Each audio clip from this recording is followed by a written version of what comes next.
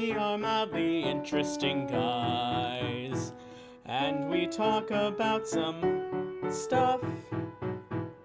So welcome to the podcast, we call it Joel the Podcast. It's Alex and it's Alex, here for Joel the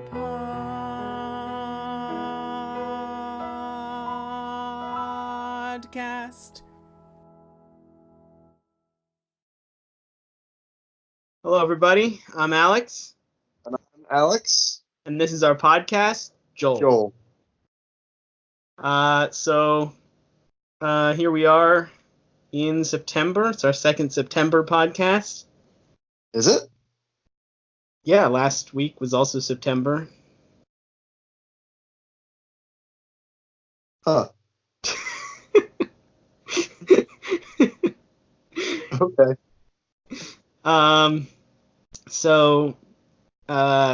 First of all, I just wanted to let everyone know that Nathan does not owe me $1 anymore. And moving on, Philadelphia sports news. The Phillies have continued to play mediocrely. I believe they split a series against the Reds, and then they're winning today, and if they win, they'll have won a series against the Mets, which is pretty important. So they're still in the hunt for the wild card. I haven't actually checked the standings recently, but they're running out of time. Yeah, got only a couple weeks left, so I guess they're only running out of time if they're doing like particularly bad, like if they continue to do what they're doing, are they gonna make it? Well, that's the question. It really depends upon how the other teams are playing. Like, I know the Braves, who are first place in their division, are 17-2 in their last 19, which doesn't really matter because we know the Phillies are not going to win the division. Yeah. But let's see. Here we are. They are 4 games. Oh no, that's not right. 3 games back from the wild card, so they're in 4th place, and the top 2 teams make it. They're definitely still in the hunt. They do need to do better. They need to do better, but they're certainly not out of it. But they're running out of time. Yes. There you go.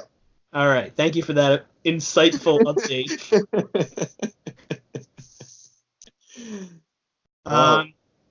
The bigger Philadelphia sports news is that the Eagles' first game was today, and they won. They went down 17-0 in the first. I think the first quarter. It might have been the first half, but and they played really poorly in the first half. Basically, it was 27 going into halftime. But they really came out and dominated in the second half, and the Redskins didn't score again until like garbage time at the end. So final score 32-27. Wentz looked very good. One of the new running backs they got, Jordan Howard, looked pretty good. So, yeah, it was a good way to start the season. I mean, I guess as far as it's not the perfect way to start the season, but as far as getting a win is concerned, it looked good. It's important to note, I think, too, that they are not running out of time. They are not. It's just their first game. And now they've won. They're in first place in their division, at least until this other game that I'm watching ends. I mean, even when it ends, they'll still be in first place, but they'll be tied for first place with someone. And the Giants just scored a touchdown, so there you go. Suck it, Cowboys. All right. If the Cowboys win, that's not going to age very well. I mean, people will continue to not like the Cowboys. Yeah, that's true. But I'll look like an idiot because I said suck it, Cowboys, and then they came back and won. I guess so. You may or may not be running out of time on that comment. Well, we'll see. This podcast will be 3.5 hours just so we can wait and see what the result of that comment is. I was gonna say, how long would it take? Could we stretch this out until the end of the game? The answer is definitely yes, but we're not going to. The answer is we could, but even if someone started listening, they would not listen to the whole thing. Right. At the risk of making this podcast worse than the last podcast, Let's do it. I mean, that's Right. where your comment was leading. Which I realized after I had said that's where it was leading, so I didn't continue. I mean, I'm just curious what you would have said if I had not said anything. I would have also not said anything, and we would have just moved on.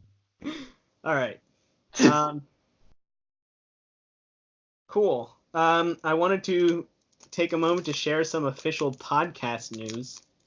All right. Which is that my brother started listening to all of our podcasts. All of them? He started listening. He started listening. When I say all of them, I mean entire episodes. Ah, so he's like a proper listener now. Yeah, although he was just telling me that he got bored. He's getting bored at episode 5, and I was like, I can't believe it took that long. All right. Well, if he ever gets here, hi Ben. Thanks for doing all that. If you get here, Ben, email us at alexandalex@joelthepodcast@gmail.com. If you haven't already, I mean, even if you have already emailed us. I don't think he has. I would have noticed. No. By the time he's listening to this podcast, he might have emailed us from previous podcasts. I see. Right. Yeah, no, if he makes it here and still enjoys the podcast, I'm going to be kind of surprised. What is wrong with you? Anyway, he was telling me he really liked the Amish movie podcast. Of course, that's a good episode 4. Yeah. One of the better ones. I think at that point those were the ones that were good because we could just like make it up instead of having to come up with stuff to talk about I don't know whatever else. We put zero effort in, so it was better. Yeah. Sounds like that's what you're saying. Yeah, pretty much. Like the amount of effort it took to do that well was like nothing, which is what we were putting in, so it was good. Yep. All right. Cool. So moving on.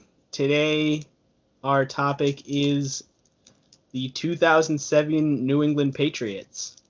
Right. It turns out they were pretty good. Pretty good, yeah. Good. But then, spoiler alert, they lost the Super Bowl, so we want to laugh at them for that. Yeah, so for those of you who don't know, when we say they were pretty good, they won every single game in the regular season, which was the first time that had ever been done since the season was expanded to 16 games. Yep.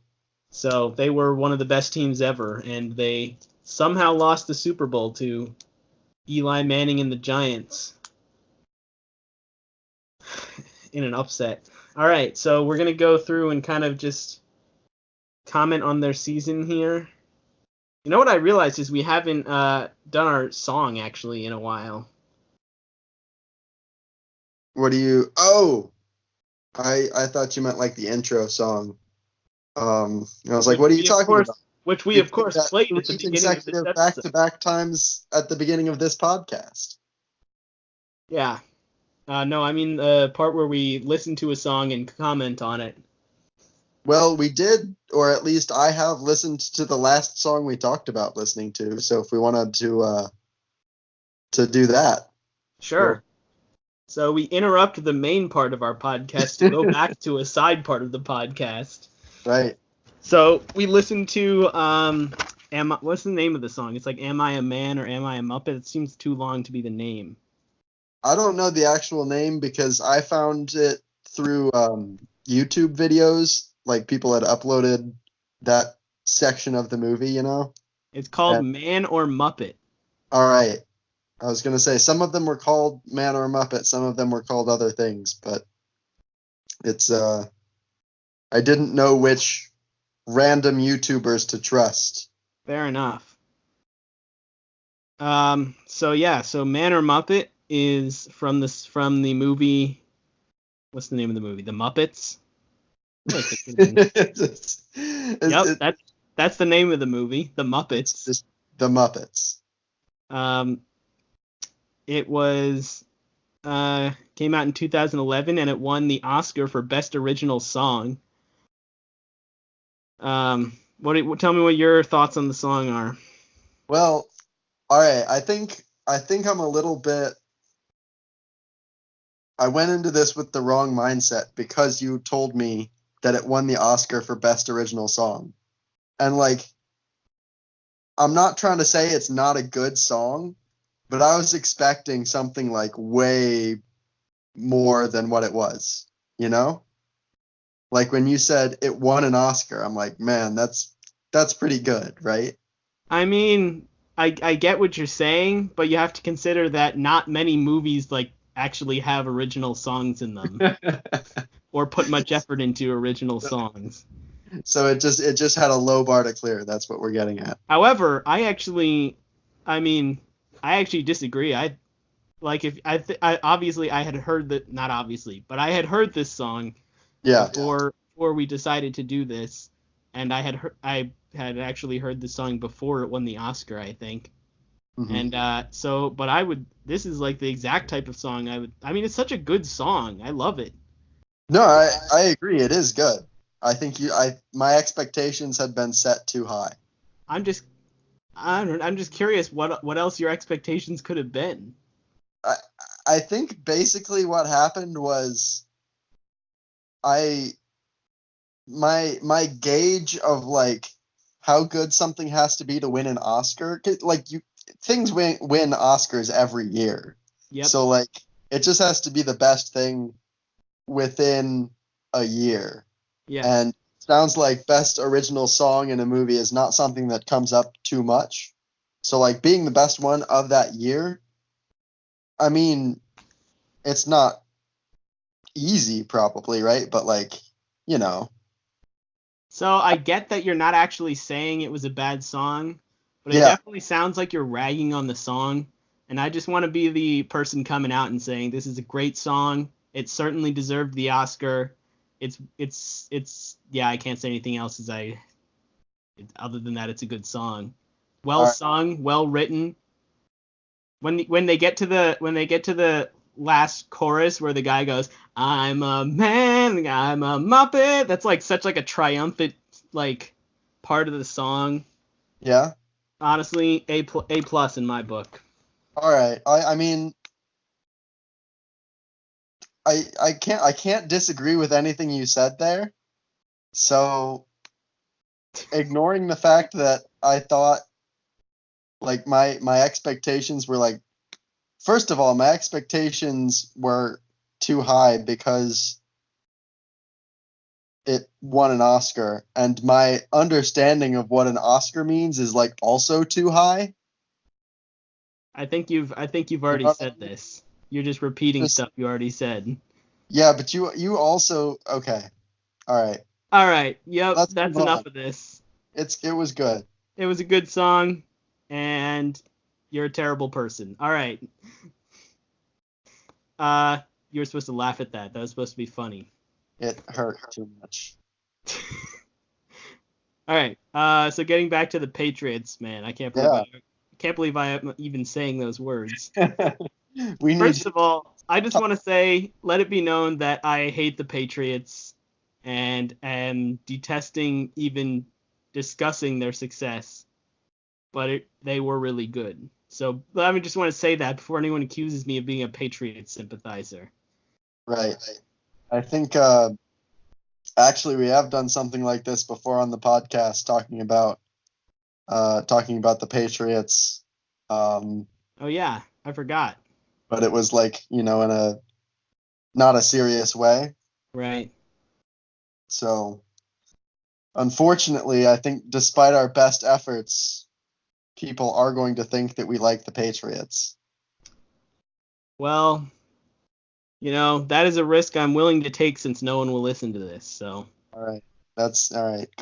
Good point. um, okay, so yeah, so the first thing is that the Patriots uh acquired Randy Moss and Wes Welker going into this season.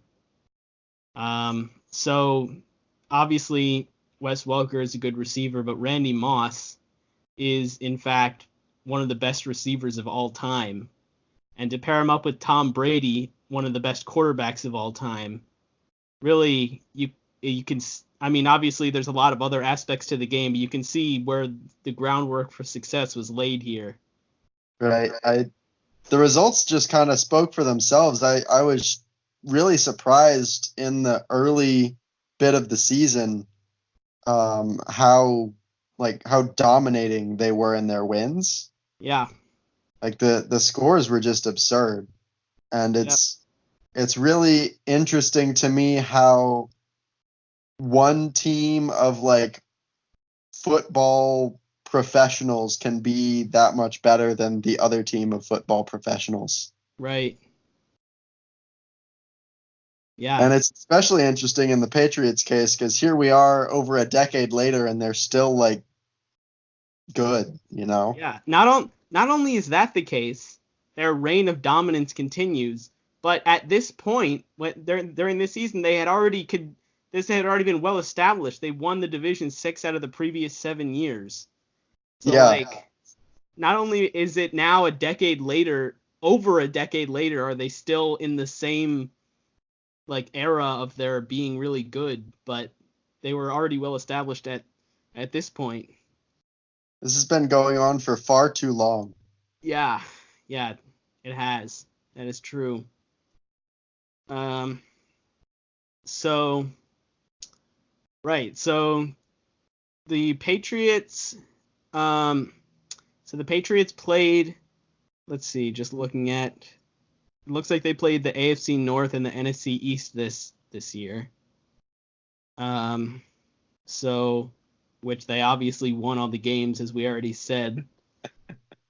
Um, There's not a lot of suspense in this story because, like, as I was reading the Wikipedia article, you could tell that the people who were writing it were like giving the game some narrative, but the end was always and they won or like right. even if it wasn't obvious like that I'm thinking of their game against the Colts in particular where it was like this was a super hyped matchup, it was a close game, both teams were undefeated going in, but like the reason I'm here on this article is because the Patriots won, so like Yeah, I don't maybe you shouldn't have spoiled that in the beginning. Oh wait, maybe I spoiled it. I definitely spoiled it. Maybe I shouldn't have spoiled that in the beginning. know. I mean, I don't know. Would it I don't think we would have made it very dramatic. Like Uh, our storytelling isn't like dramatic. It's more of like, hey, this was interesting. you know what? That's fair enough. Yeah. So we can still do a big reveal at the end of every game just for fun, but All right, so just just in want case anybody like wasn't paying attention at that point, like this that it might still be good for them. right. So All right, like so you want to go through at this point each game and just briefly comment on each game? yeah, let's take a look. All right, so game 1 at the New York Jets. They played uh they won 38-14. It looks like it wasn't really much of a game, Right. as in the Patriots took the lead and they never trailed. Um, let's see. Oh, their kicker was Steven Gostkowski. I feel like he's still been in the league recently. Uh, I Nope, remember him being the Patriots kicker like fairly recently. Is pretty he? sure he's still the Patriots kicker. Let's see. Yup, Wow. he re-signed this year at the beginning of this year for 2 years. So this year and next year at least. How much does he get paid? The contract was 8.5 million for both years. Wow, that's Pretty, crazy. yeah, it's pretty good. Anyway, so it looks like the Patriots wasted no time starting on their own 9-yard line and scoring a touchdown on the opening drive. So,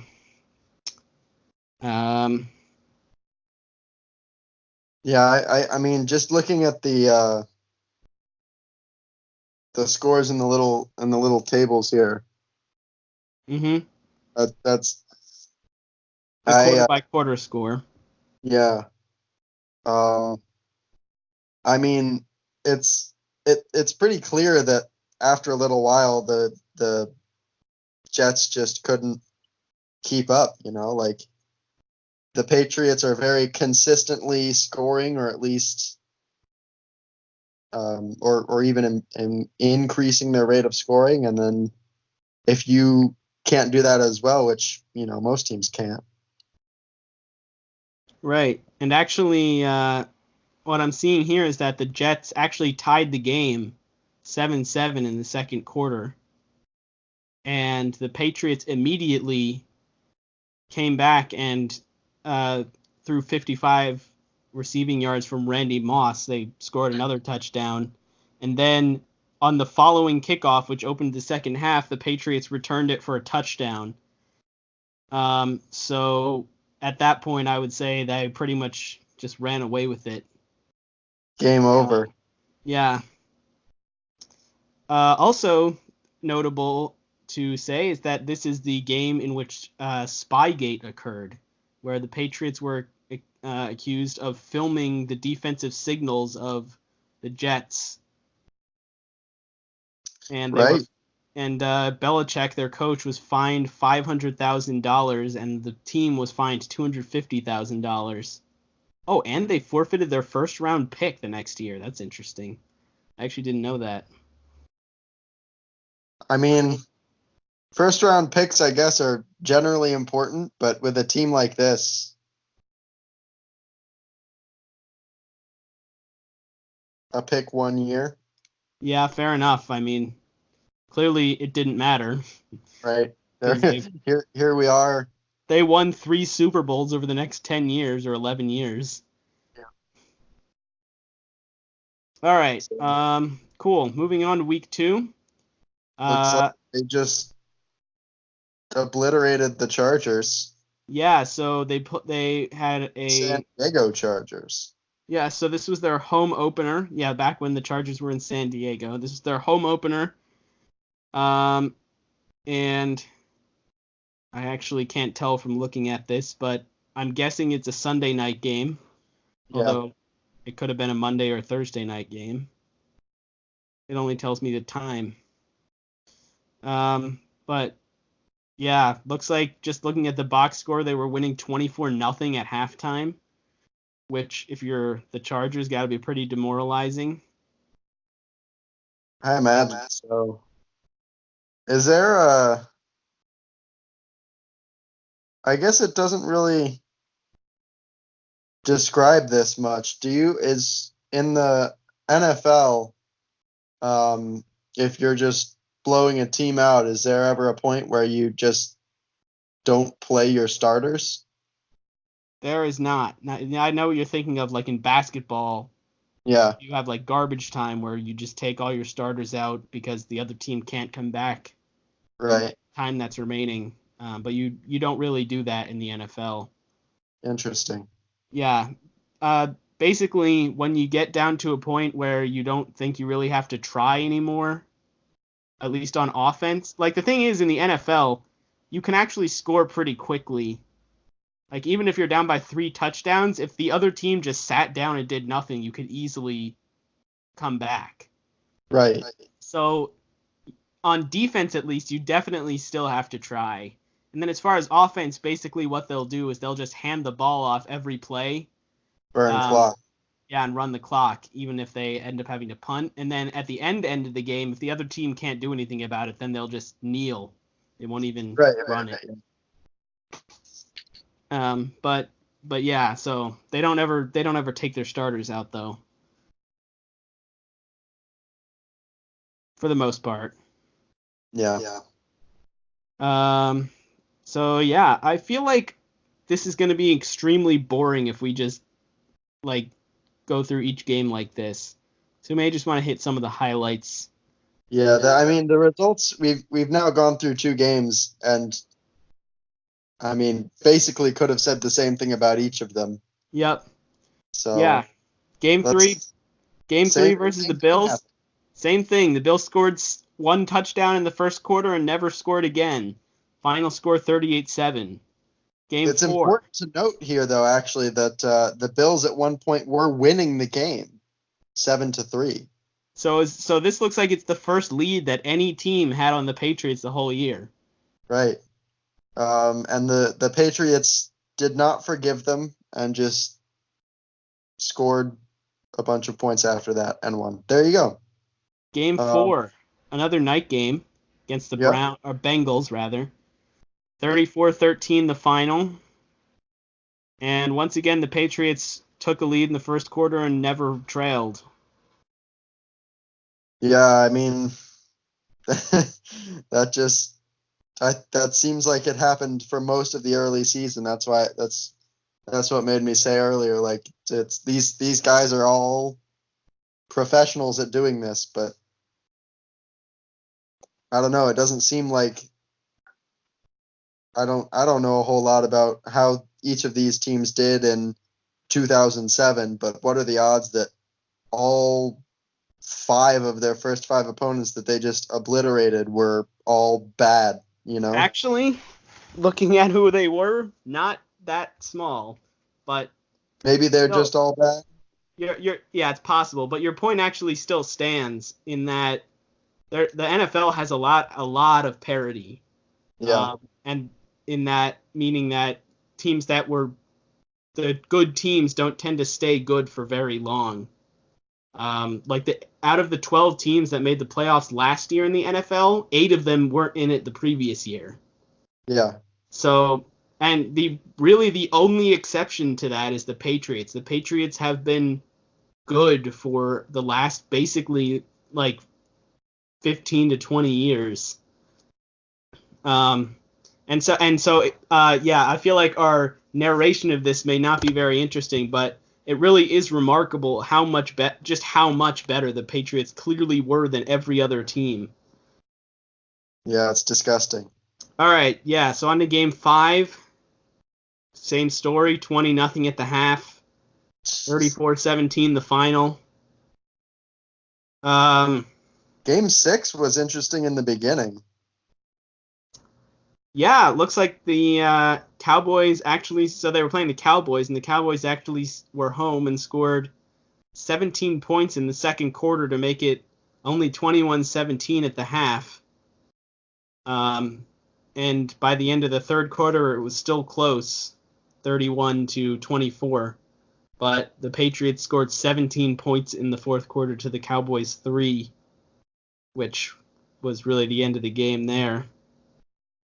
And there's no coming back when your opponent scores 21 more points than you and the game is over. Yeah. Also notable is that Brady threw 5 touchdown passes on this day, which was at the time a franchise record, which is kind of surprising to me, but uh, it is the case. Wait, they must have had another touchdown too. Hold on. Oh, it was a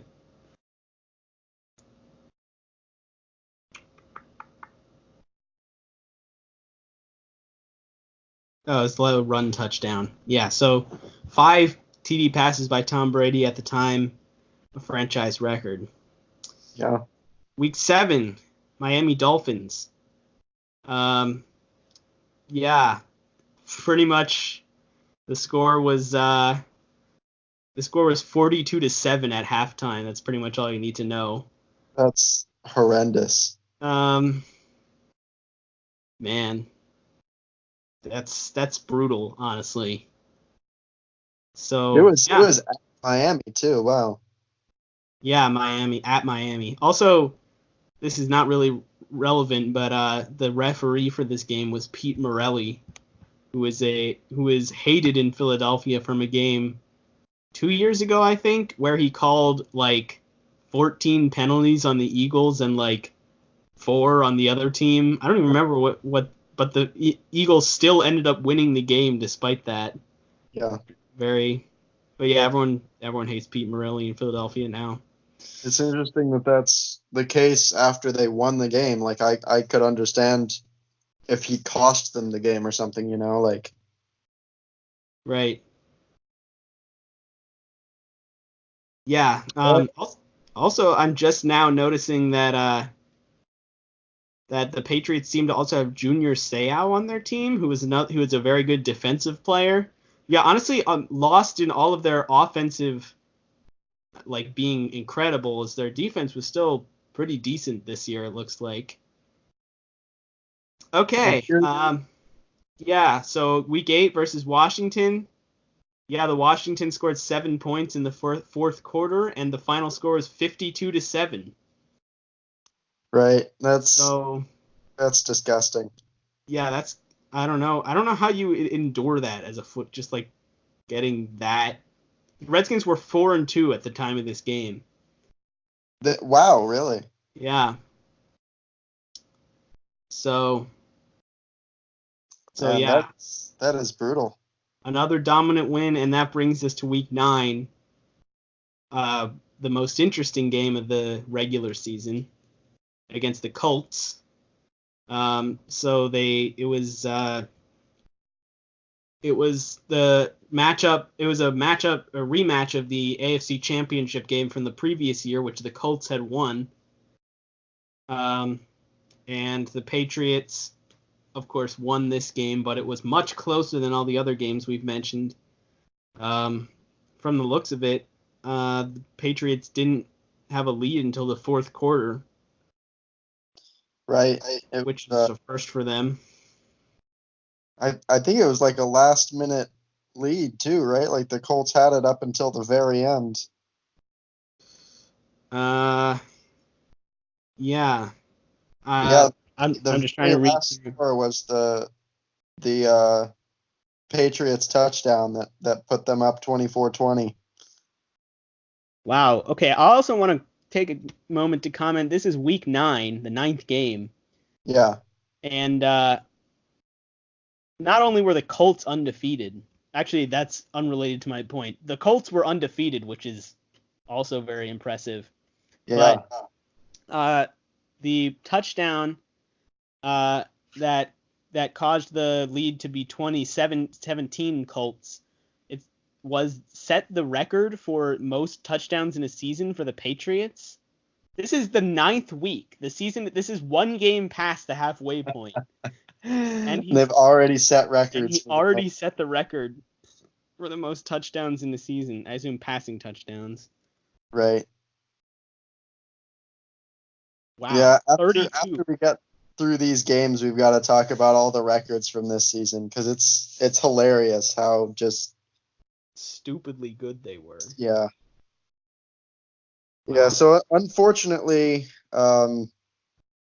the Colts they had a few minutes left after the Patriots went ahead to regain the lead, but um, it looks like the game ended with um,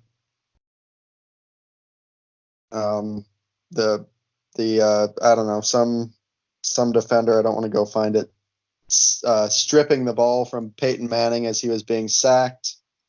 And then the Patriots managed to just eat up the rest of the clock, got a first down conversion, and then just kneeled to end the game, which I think that's kind of like a depressing way to end. There's like literally nothing you can do, but you actually have to go out there Right. and do it. Yep. Um, and we'll see this again in the Super Bowl. I think I'll make another comment like that, but it seems like such a dumb way to like in baseball, if the team doesn't need to play, if the home team doesn't need to bat in the ninth inning because they're winning, they just don't. Right. Right? There's no point to going out there, but for whatever reason, I guess that's how it is. So Yep. Yep. So a sad end to a great game. That has a Also, I result. wanted to note that that game was not a night game. It was the late afternoon 4:15 game, which is honestly very surprising to me. This is clearly, I mean, even before the season, you could tell this would be a big matchup because Right. obviously the teams had played in the AFC Championship game, and then even at the time, both teams were undefeated going into this game.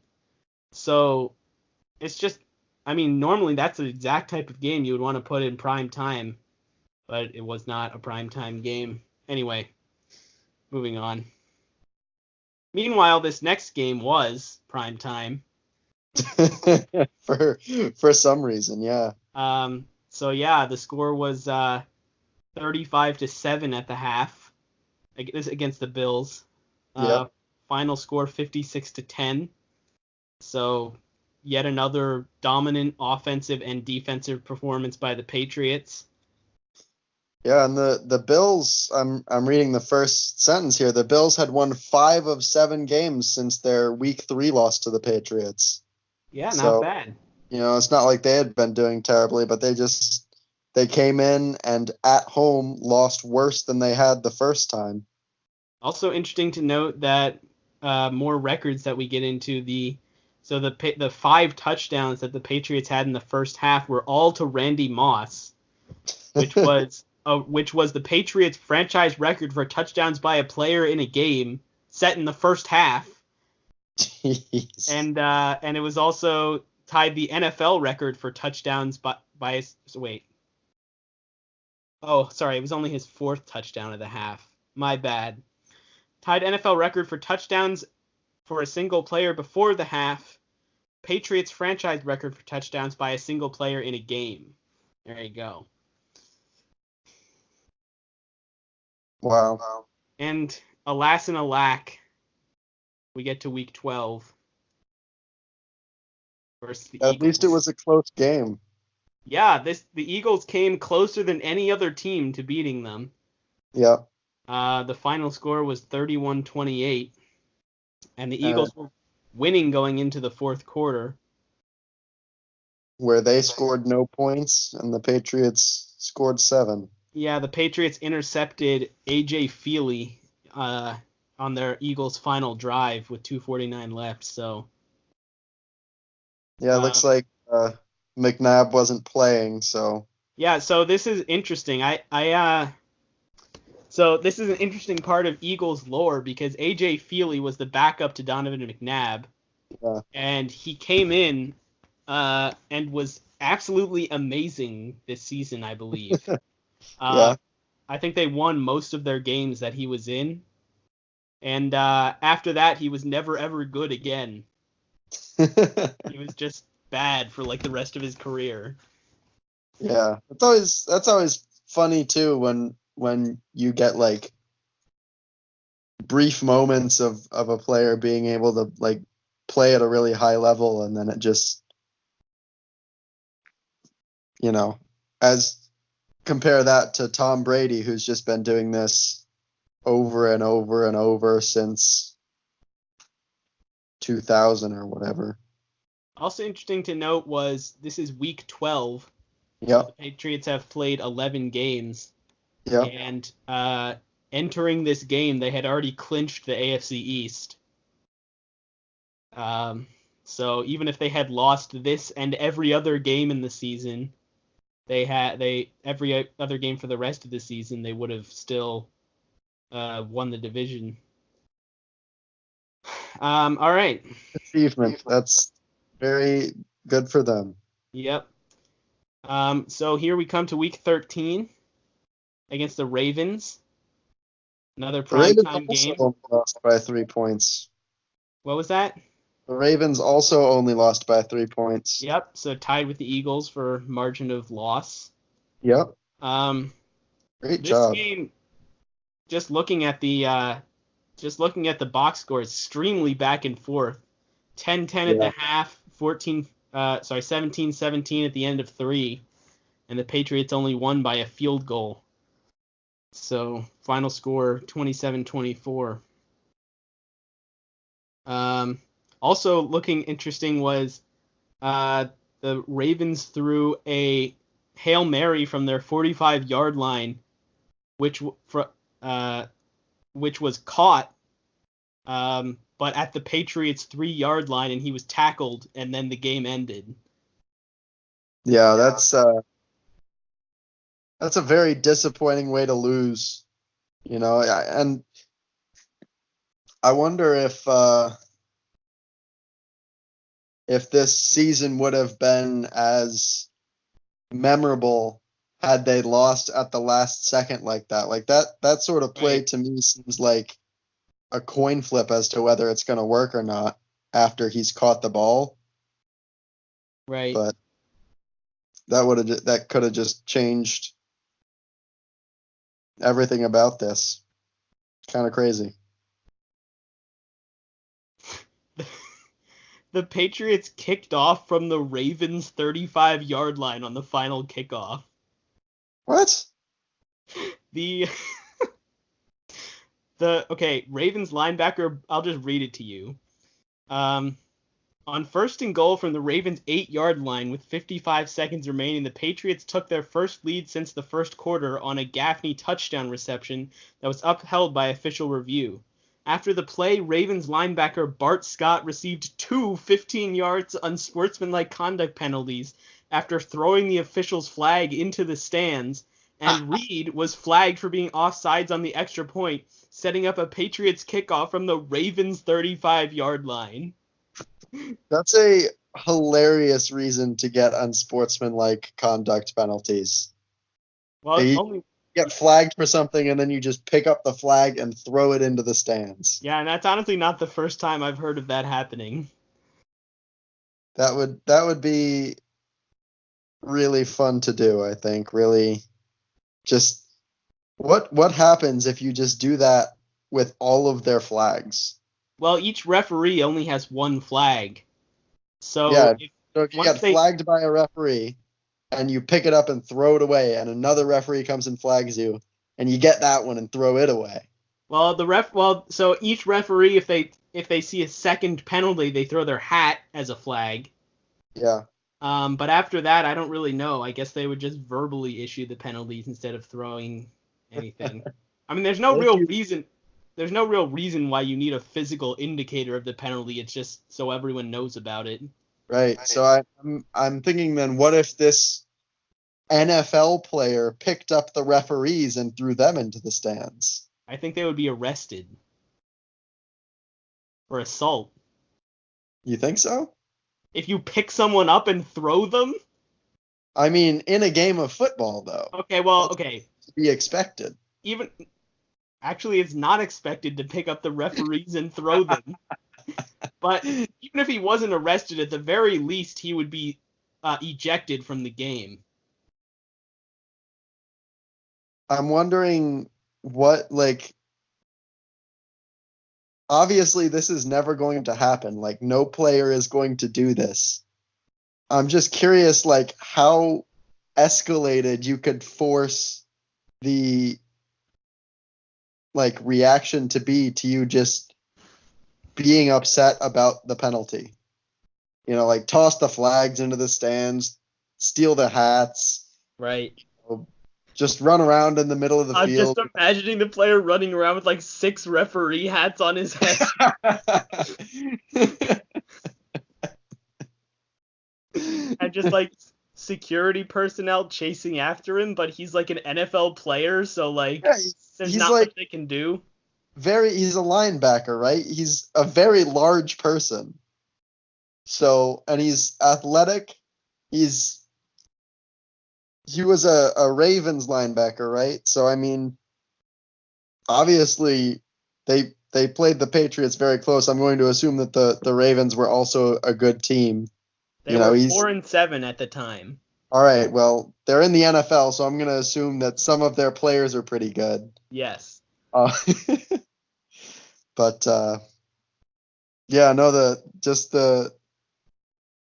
things that he would physically be able to do, I think would be pretty. Like, would they tase him eventually? I don't where would the line be drawn to like You know what I mean? Right. If you I, are an NFL player willing to cooperate in a scientific study, please send us an email at alexandalex@joelthepodcast.com. Nope. alexandalex@joelthepodcast@gmail.com. Why am hey, I so bad at saying that now? it's because that was our original idea for what the email should be. No, right, but like last episode, didn't I get the email wrong like 3 or 4 times in a row at the end? Yeah. Well, I think it was only like 2 times, but yeah, Uh, I don't know. I don't know. all right, well, uh, once again, just to avoid any confusion, that's alexandalex@joelthepodcast@gmail.com.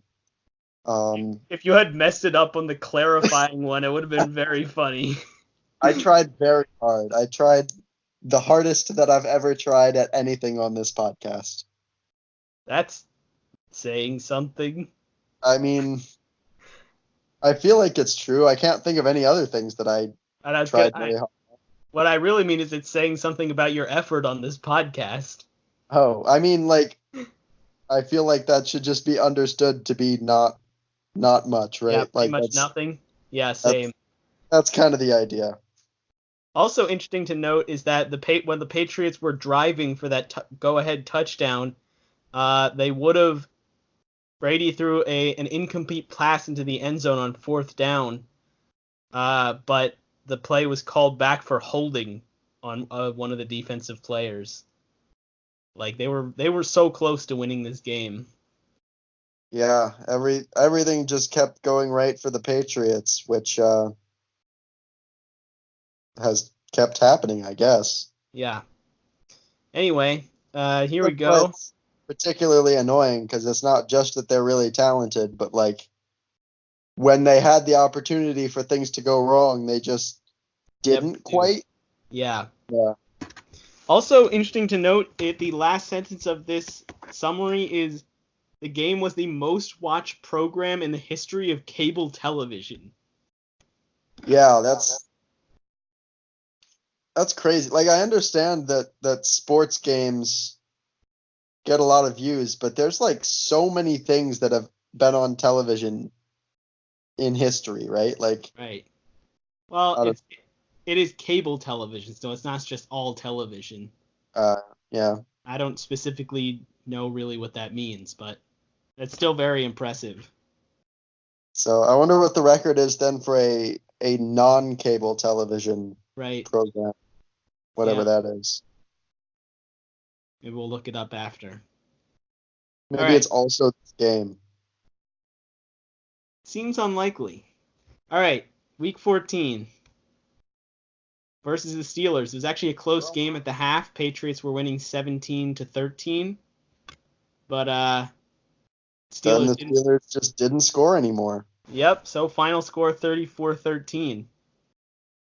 Yep. Steelers were 9-3. That's pretty good. Um, but it looks like the Steelers were only ahead um, at one point in the game when they were up 3-0. Nice. Yep. Seems So, to be the story of the season here for the Patriots. yeah. Um, Uh, week what? 15. Huh? Go ahead. Week 15 against the Jets. Final score was 20-10. Um, I mean, just looking at it, this doesn't appear to be a particularly interesting game. The Jets were 3-10 at this point. It was a low-scoring game. Yes, this game clinched home field advantage for the Patriots in the playoffs, meaning that they clinched the best.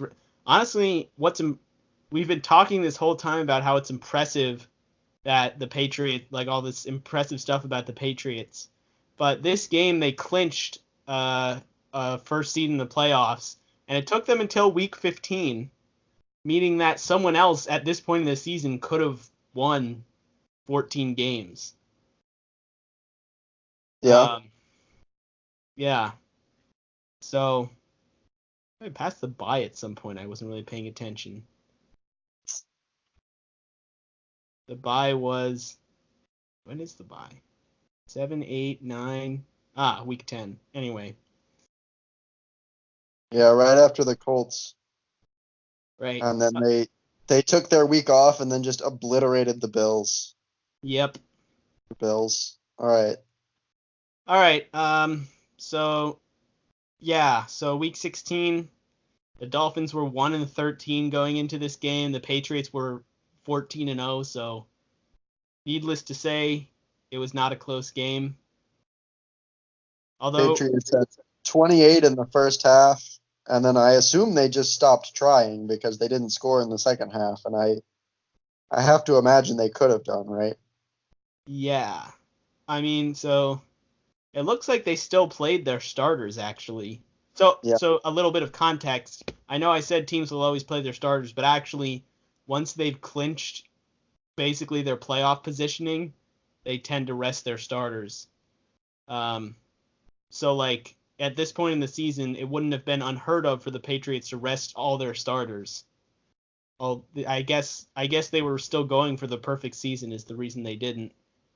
I would assume so, yeah. I mean, I think it kind of alluded to that at the week 17 game.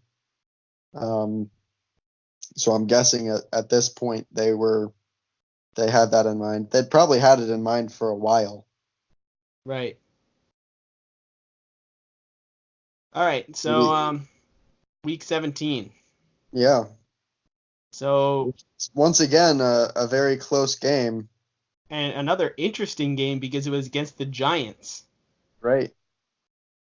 who ended up beating them in the Super Bowl. Wow, I didn't realize this game happened. This entry is so long. Yeah, this is a pretty notable game, I think, in this season because it was played close the whole way through. Well, relatively speaking, I suppose. Um, it was for the Patriots' undefeated season, regular season. Um, neither team really had anything specific to play for because they were at this point both kind of locked into their playoff seeds and whatnot. Um, I actually thought one of the more interesting. So that obviously the game itself was pretty good, but I thought this section on the TV coverage was interesting too. Um, because they were going to show this game on the NFL Network, Mm-hmm. but not everybody was subscribed to the NFL Network apparently. So um, the it looks like Congress got involved with this and threatened to I don't know, revoke the antitrust exemptions on the NFL if they didn't work with other networks to make this game specifically more available. Mm-hmm. Um, which is kind of wild that like at this point there were so many like this game in particular, which had no meaning on the season or the postseason aside from being the opportunity for the Patriots to go 6-0. They literally had the government stepping in and putting pressure on the NFL to show this game to people. Right. Yeah. So yeah, you're absolutely right. And I'm looking at this. Senator John Kerry of Massachusetts had pressured the league and cable companies to settle their dispute, so, quote, no diehard Pats fans will be shut out from watching their team take aim at football history. And honestly, I can't think of anything more American than that quote. Not Uh, just what he said, like the entire fact that this senator that said this that. that yeah, this senator threatened a large corporation with antitrust laws Yeah. in order to let more Americans watch football. I wonder what the odds were that John Kerry did not have the NFL Network. I would guess not very high. I mean, he's a senator, so he's probably pretty wealthy. Um, I, that all, would have really sealed the deal for me on this quote if he particularly would not have been able to watch the game. the quote is, "So no diehard Pats fans, namely me, will be shut out from watching." um, if you are John Kerry and wish to comment on this, If please you are send us. John Kerry or you worked with John Kerry at this time, please Right. email us at alexandalex@joelthepodcast@gmail.com so we can find out this crucial piece of information. It's really gonna make me far more entertained by this story if it does turn out that John Kerry was an advocate for expanding the coverage just so that he personally would be able to watch the game without spending a small piece of his, I assume, considerable wealth on the NFL network. Yeah. All right. That's the end of the season. They finished 16-0. They set or tied several records by doing so. Yep. Um, Like I mentioned before, they were not the first team to go undefeated, but they were the first team to go undefeated since the season was expanded to 16 games, which happened in 1978. So, right. for the first team to win 16 games in a season. But only because the earlier teams didn't have the opportunity. Correct. So yeah, Um, but I mean, still pretty crazy that can happen in a league with such typically competitive play. right. All right. That So, brings us on to the postseason. yes. So, obviously, Patriots had a bye in the wild card round. Um, but they played Jacksonville in the divisional round. Um, this was the last time Jacksonville was good before 2017. Yeah. Um, also interesting to know. So this was a reasonably close game for most of it, or for reasonably close for all of it. It was a very close game for much of it. Right. 14-14 at the half. Um, Randy Moss only had one catch, which Wow. which is very surprising. Also, Tom Brady set the NFL record for completion percentage in a game, going 26 of 28 for a 92% completion rate. I mean, like, you don't really need Randy Moss if everyone else is also catching. So Yeah, and turns out, also it also helps that their running back ran for 122 yards, and they had their first punt with 31 seconds left in the fourth quarter. that's ridiculous. Wow. I mean, yeah, looking at just the scores, it looks close, but that makes me think that there really wasn't all that much that the Jaguars could have done there. Yeah, the Jaguars had it at 28-20 with 9:44 left in the game. Um, and the Patriots didn't let them score again. So Yep. that was that. All right, so At AFC that champ. point, Go ahead. just to add real quick, at that point they were 17-0, which ties the 1972 Miami Dolphins record.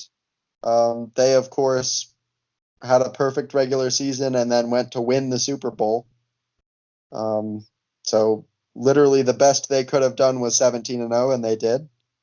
And here the Patriots are at that point. Yep. So AFC Championship game, they played the Chargers. Wow. It looks like. Didn't know the Chargers were good. This actually takes us back to the beginning when you were like, none of these teams could all be bad, right?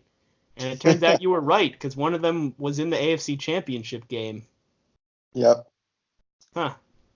But yeah, they destroyed the Chargers earlier in the season. Had a closer game this time, it looks like. The Chargers actually won the first quarter. Yeah, although looking at the scoring, I'm guessing that it wasn't as close as the score would indicate.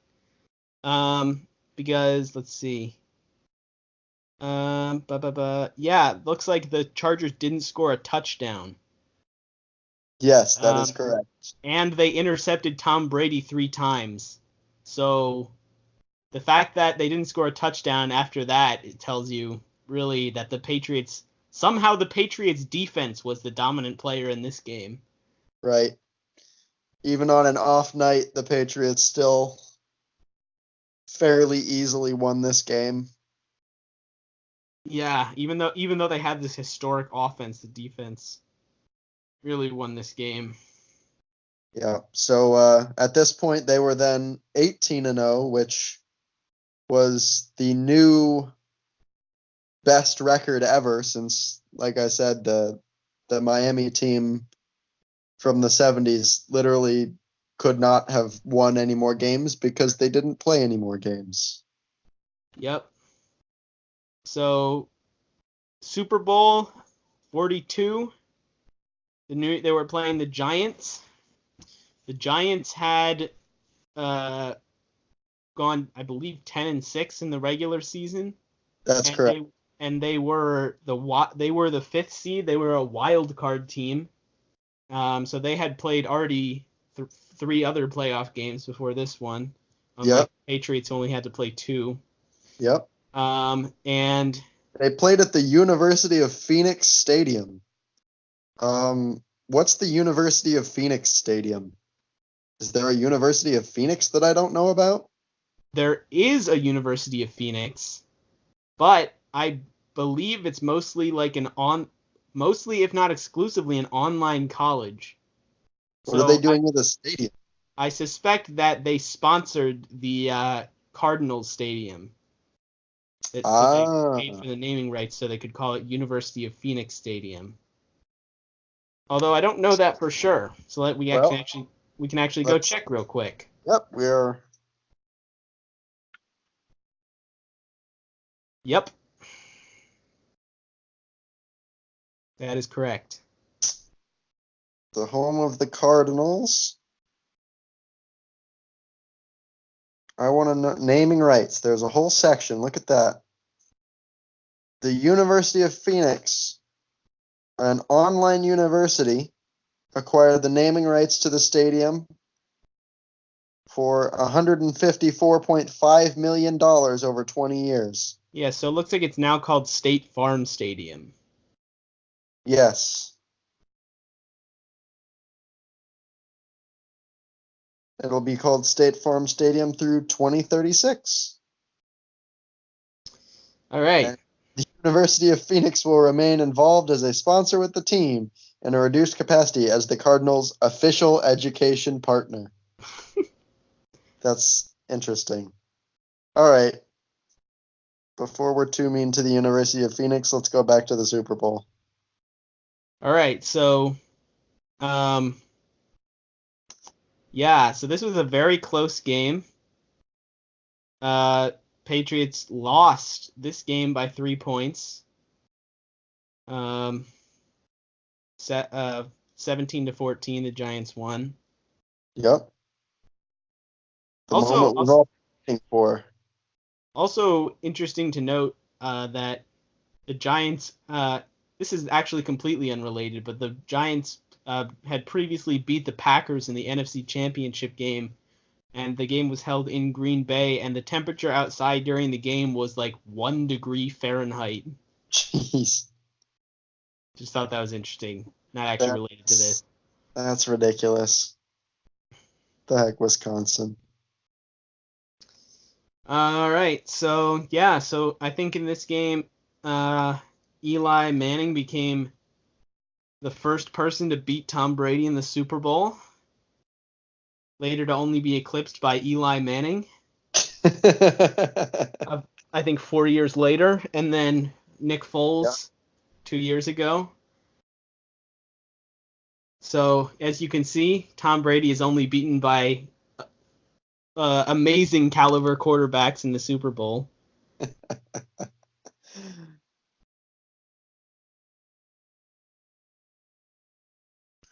All right. My single comment about this game is that the winning touchdown was a pass from Eli Manning to Plaxico Burress. That's Yep, a fantastic name. it is. That's so good. Yes. It looks like they went 83 yards in 2 minutes right at the end of the game there. Um, our buddy Plaxico found the end zone at the end of that. The heck is, where did that come from? If your name is Plaxico, please email us at alexandalex@joelthepodcast@gmail.com. We'd love even if you're not Plaxico Burris. Just if your name is Plaxico, send us an email and explain yourself. Um, First of all, how dare you? he was. Oh, I went to his Wikipedia page. He was named after his uncle, Oh, there you go. Uncle Plaxico, So it's not really his parents' fault after all. It's his uncle's parents' fault. which is also at least one of his parents' Yep. So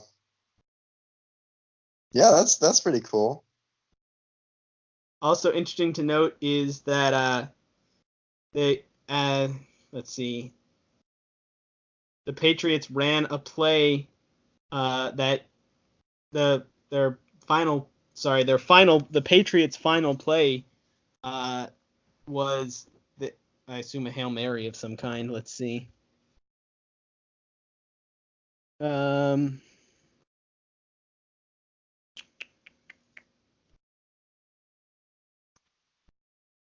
Anytime I leave the Wikipedia article and then come back, it takes me to the very beginning of the regular season, and I've got to scroll all the way down.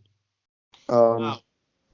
So if you, it looks like it wasn't even a Hail Mary. It looks like they just didn't gain a single yard. They started at their own 26 and just but what my point was that their final play ended with 1 second left on the game clock, and at that point everyone came out onto the field because they assumed the game clock briefly read 0, so everyone came onto the field. what is that? And sorry, that was a loud car outside my window. Jeez. It You get sounded. used to it. I mean, Um, it happened before. Does that happen frequently? Or I've never heard that happen before, I it should doesn't say. happen that frequently, but it's not like that's the first time. Huh. I live in a quieter neighborhood apparently. I hardly ever hear anything outside my apartment. Yeah. Actually, a few weeks ago, there was a bunch of police like detectives outside my house, and they were like Nice. they were like, "Hey, have you seen this car on the street before?" And of course, yeah, I haven't been paying attention. I don't know if I've seen that car.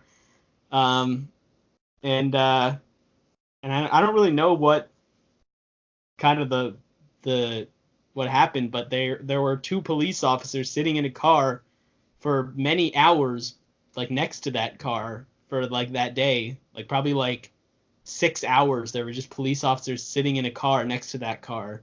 Wow. Um, and then a week later, maybe a detective came to my door and asked me a few questions, which of course I still didn't know anything, but That's interesting. I have no idea like what was interesting about that car that they were following it. Anyway, Right. Yeah. um, I was in the middle of something.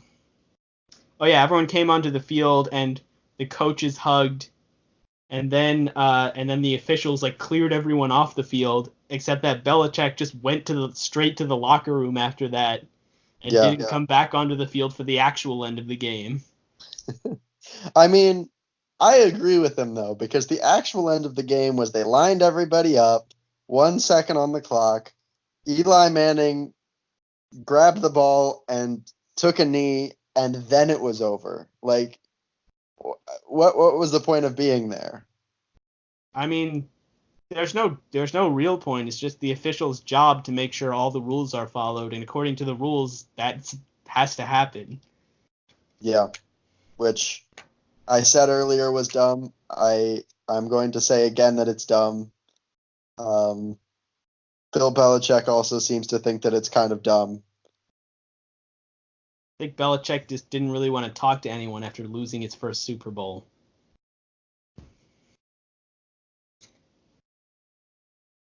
Yeah, I mean, that's understandable.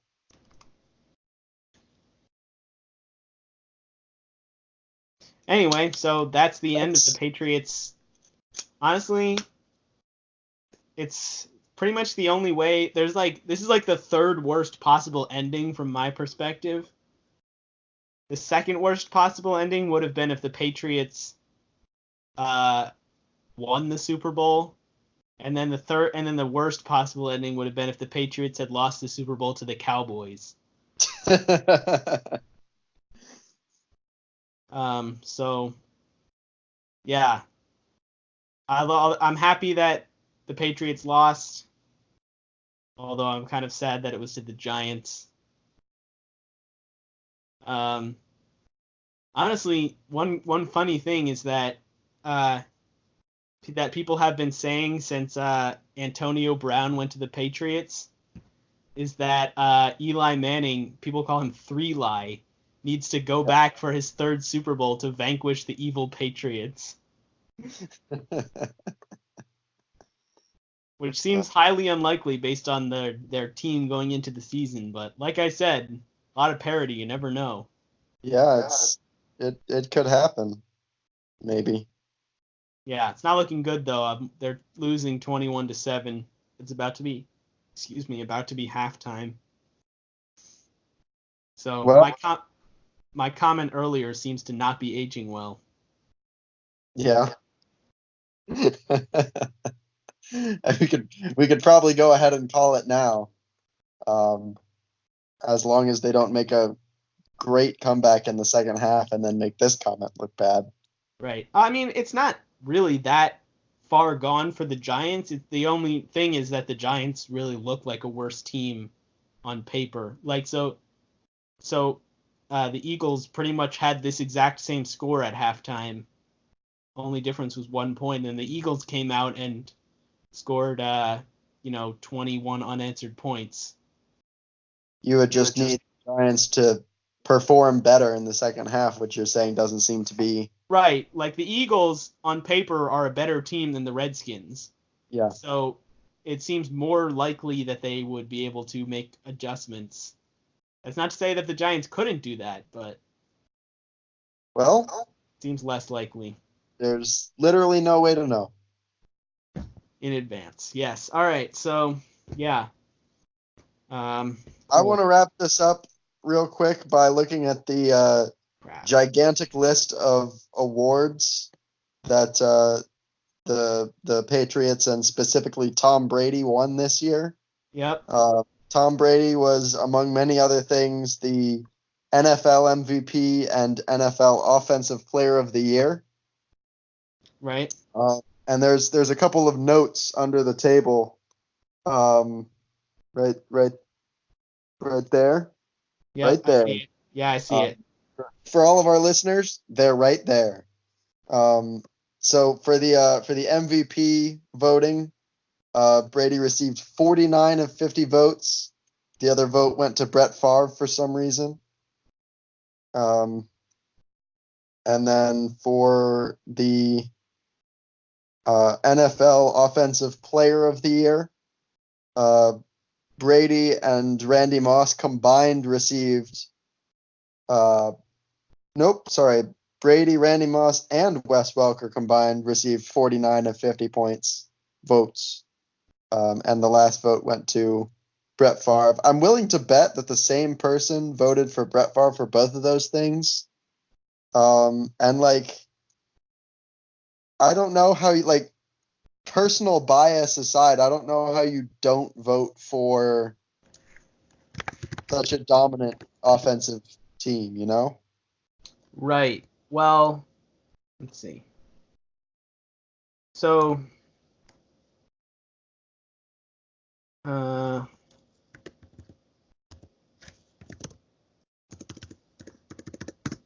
I'm just gonna look up how Brett Favre played that season. He was But on the Packers. That was his final year with them. yeah, so the thing is, even I'm guessing that Favre did worse overall. Let's see, 2007. 13-3, 356 of 535, or 66.5 completion percentage, 4,000 yards, 28 TDs, 15 interceptions. So yeah, not as good. But like when you have Randy Moss and Wes Welker on your team, like you could argue that even though he had worse stats, he played better. Is the point I'm getting at. Now I don't know if that's the case. I didn't really watch either of them in this season or do Yeah. any research on it. I'm just saying it's possible to make such a case. If you are the voter that voted for Brett Favre over Tom Brady and the others, Email us. send us an email uh, and let us know why you chose to vote that way. I assume you're from Green Bay. So Honestly, I've heard of things like that happening where the person votes for someone else just because they don't want the main person to get it like not unanimously. Like they don't think they deserve that. yeah, It's so dumb. Like if you think that guy's the best, I don't know if that's what happened in this case, but if you think the guy's the best one, you should just vote for him. right. If if you're the person that voted for Brett Favre and you're not from Green Bay and you did it just so that Tom Brady wouldn't win unanimously, um, actually, you know what? That's kind of hilarious now that I think about it, because the Patriots lost one game and Tom Brady lost one vote. It kind of seems right. Yeah, except the only difference is that the Patriots lost the most important game, and Tom Brady losing one vote in that really had no impact because he still won MVP and Offensive Player of the Year. I chose to not think about it that much, so it feels good. Honestly, it's actually I hadn't thought about it until now, but I love like thinking about how sad the Patriots fans must have felt when they lost this Super Bowl. It brings me joy. Like can you imagine your team going 16-0? You're Yeah. like almost undoubtedly one of the best teams of all time, and you Yep. lose to Eli Manning and the wild card Giants in the Super Bowl. Like they must have been unbearable leading up to the Super Bowl. Yeah. Yeah, no, that does make me feel good as well, imagining what I assume were just horrifically annoying Patriots fans from the beginning of the season leading up to that Super Bowl game. Um, just the fact that they don't and never will have the ability to brag about that season being perfect, even if they've had success If you were a every Patriots fan in 2007, never email us. I do not want to hear from you. Please, unsubscribe. please go away. And I mean, like, we have so few subscribers that any of them unsubscribing would really hurt. That's how strongly we feel about you not listening to our podcast anymore, you Yep. hypothetical Patriots fans. The good news is that I know all of our subscribers and none of them are Patriots fans. Right. If we actually had any, maybe I would be I feel like Patriots fans are probably used to the hate and they can probably console themselves with their 6 Super Bowls in the last 20 years. Yeah, they don't feel too bad about people disliking them and their team. I have to imagine. Whereas with the Eagles, everyone hates the Eagles, but we only have one Super Bowl in the last 20 years. But we beat the Patriots, so suck it. Actually, right now I'm wearing my Super Bowl 52 Eagles championship shirt. For those of you who are just listening to this, he's now showing me the shirt, and he is correct. That is the shirt he's wearing today. I'm pretty sure I wore it for most, if not all, of the games last season, and I intend to do something similar this year. Although last season, the Eagles were the defending Super Bowl champions for every game. Right. This year, they're not. It's the Patriots again. The Patriots are. I feel like if you live in Boston, you just get tired of all your teams winning all the time. I wouldn't. Yeah, I bet they probably don't. But Like it makes me imagine feel if better to think they do. imagine if Purdue sports just won every game all the time. I'd feel really good about that. Yeah? Speaking of, we forgot to do our Purdue sports update as part Oh of the yeah. Philadelphia sports update. They won. They Did you see? I watched the game. They beat Vanderbilt 42-24. I had my doubts early on, but they turned it around in the second half and really proved that they are better than another bad football team. Yeah. Yeah. Woo! As a side note to the Purdue football news, which makes me feel less good about Purdue football. I don't know if you saw this as well. Nevada played Oregon this past week, and they lost 77-6. That's a rip. Yeah, so we lost to a team that turned around and lost by over 70 points the next game. You know what? I wouldn't expect anything more or less from Purdue, honestly. Yeah. And even given that information, I will not be surprised if they go 500 and win a bowl game this year. I mean, that is the ceiling of my expectations. I'm fully expecting us to go 500, pulling out our sixth win against Indiana at the end of the season as is tradition, Yep. and then hopefully drawing a good matchup in our bowl game and being competitive. Yeah. My sister's in her first year at college, and she asked me Oh, why I didn't. Maryland, right? Yeah. She's got to. I don't. If she follows sports, she's got to feel pretty good. Yeah, she's been to both games. Excellent. She was asking me why I didn't get into Purdue football when I was there. And I was like, I'm pretty sure they won 3 games in the first 2 years that I was there combined. It's because Maryland football in their first 2 games of the season scored more points than Purdue did in the first 3 years of our college careers. Yep. Now probably just 2 because we got Jeff Brom the third year. Honestly, I love Jeff Brom.